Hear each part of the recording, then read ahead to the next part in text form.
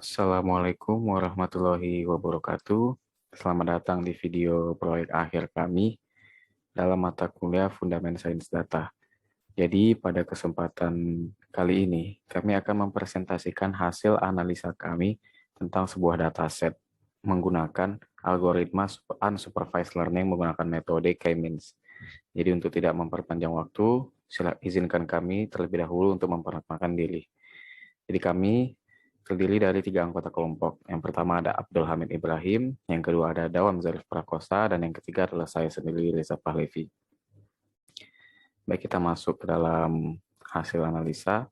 Pertama, kami menggunakan algoritma machine learning yang bernama unsupervised learning. Jadi salah satu dari metode unsupervised learning itu adalah K-means. Yang pertama, apa itu unsupervised learning? Unsupervised learning itu adalah salah satu algoritma dari machine learning yang digunakan untuk menarik kesimpulan dari dataset. Jadi metode ini hanya akan mempelajari suatu data berdasarkan kedekatannya saja atau yang biasa disebut dengan clustering. Jadi di dalam cluster itu ada centroid atau titik tengah, dan yang dekat titik tengah itu adalah yang berada di sekitar titik tengah itu akan masuk ke dalam cluster, ke dalam satu cluster atau suatu kelompok. Jadi satu kelompok ini memiliki karakteristik yang sama. Jadi antara satu cluster dan cluster yang lain itu memiliki karakteristik yang berbeda. Ada beberapa metode dalam algoritma unsupervised learning ini, yaitu yang pertama K-means adalah metode yang akan kami gunakan. Lalu ada hierarchical clustering, ada DB-scan, dan ada fuzzy C-means. Lalu apa itu K-means? K-means merupakan salah satu metode clustering non-hierarki yang berusaha mempartisi objek ke dalam satu atau lebih cluster. Jadi dalam K-means ini, objek ditentukan berdasarkan karakteristiknya. Objek memiliki karakteristik yang sama akan masuk ke dalam satu cluster yang sama. Itu adalah pembeda dari satu cluster dengan cluster yang lainnya. Lalu kami menggunakan dataset yang kami dapatkan dari website kaggle.com yang bernama Mall Customer. Di dalam dataset ini, itu menunjukkan data-data dari pelanggan sebuah mall yang menampakkan hasil umur, penghasilan tahunan, dan spending score. Jadi pertama, ini adalah visualisasi dari clustering yang sudah dilakukan. Namun di sini kami masih menggunakan perkiraan atau tebakan untuk berapa cluster yang optimal dapat digunakan. Namun ini belum akurat karena masih menggunakan tebakan atau perkiraan. Di sini adalah penampakan dari dataset itu sendiri, yang mana ini adalah umur, pendapatan tahunan, dan spending score. Dan ini adalah nilai-nilai rinci dari value dataset tersebut. Di sini ada dalam umur, misalnya dalam umur nilai terendahnya adalah 18, nilai seperempatnya adalah rata-rata seperempatnya adalah 28,75, mediannya 36, min-nya 38,85, nilai rata-rata 3/4-nya adalah 49, dan nilai maksimumnya adalah 70. Dan begitu juga dengan tabel yang lainnya. Lalu kita masuk ke dalam menentukan nilai cluster optimal. Jadi menentukan nilai cluster optimal ini ada beberapa metode, dan kami di sini menggunakan metode yang pertama menggunakan 3 metode. Yang pertama metode elbow, yang kedua metode silhouette, dan yang ketiga metode gap statistik. Jadi dalam metode elbow ini, nilai optimal itu dapat ditentukan berdasarkan garis yang membentuk siku dari garis ini.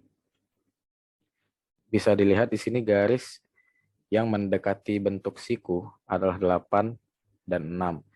Karena di sini masih ambigu, karena sulit menentukan berapa nilai optimalnya, jadi kami mengambil kesimpulan bahwa ada 2 yang mendekati nilai optimal, yaitu 6 dan 8. Lalu kami menggunakan metode selanjutnya, yaitu silhouette. Di sini bisa terlihat dengan jelas bahwa nilai 8 yang ada garis-garis putusnya. Jadi dengan menggunakan metode silhouette didapatkanlah nilai cluster optimal 8. Namun di sini bisa dilihat juga kedua titik 6 dan 8 itu berada pada ketinggian yang bisa dibilang hampir setara. Jadi mungkin masih bisa dibilang ini nilainya masih ambigu. Lalu kami menggunakan metode selanjutnya yaitu metode gap statistik.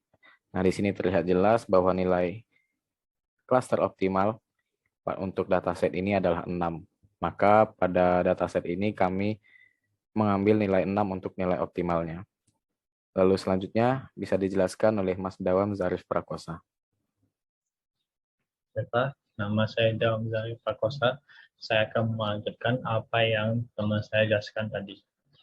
Setelah kita menentukan nilai cluster optimal menggunakan metode elbow, metode silhouette, metode gap statik, kita akan mendapatkan nilai cluster optimalnya. Kami memilih nilai 6 karena itu merupakan nilai yang selalu keluar ketika kami mencoba 3 metode tersebut.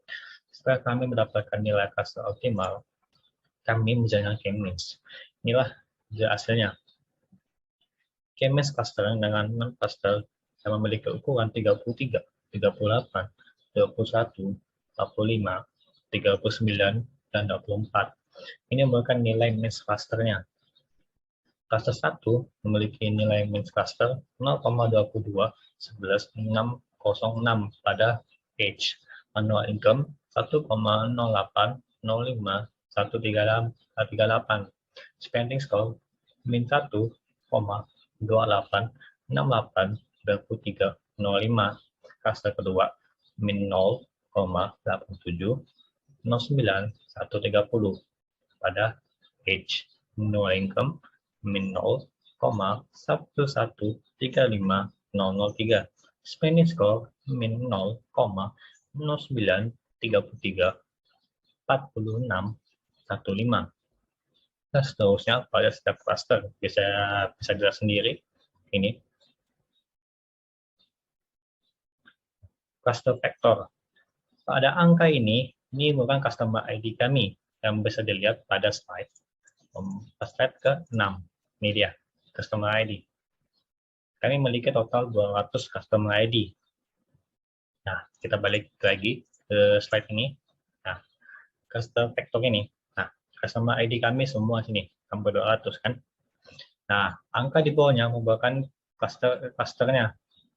Jadi, customer ID yang mendapat customer ID 1 mendapatkan cluster 6, customer ID 2 mendapatkan cluster 6, customer ID 3 mendapatkan cluster 3, dan seterusnya sampai customer ID 400.